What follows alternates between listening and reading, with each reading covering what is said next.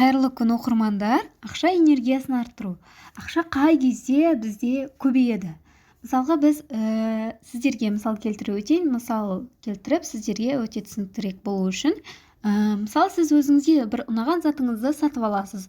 Оны киген кезде немесе сумка болсын, оны бір жерге ұстап барған кезде рахаттанып, кайфовать жүресіз, иә? Сол сияқты ақшаны да бір өзіңізге ұнайтын затқа жаратқан кезде ол сізге рахат сыйлайды. Сондықтан да көбінесе ақша энергияңызды арттырғыңыз келсе, осылай өзіңіздің хотелкаларыңызды, яғни өзіңізге қажет заттарды бірте-бірте сатып ала отырсаңыздар, ақша сіздің запростарыңа қарай келеді. Сол үшін де өзіңізге для себя деп 30 тізім жазыңыз. Сол 30 тізімді айлық алған кезде 1-2 тізімдегі заттарды алуға тырысыңыздар. Өйткені олар сізге рахат сыйлайды. Ал сіз өзіңіздің айлығыңыздан рахат ала алмасаңыз, не үшін жұмыс істеп жүрсіз? Сонда ойланып көріңіз.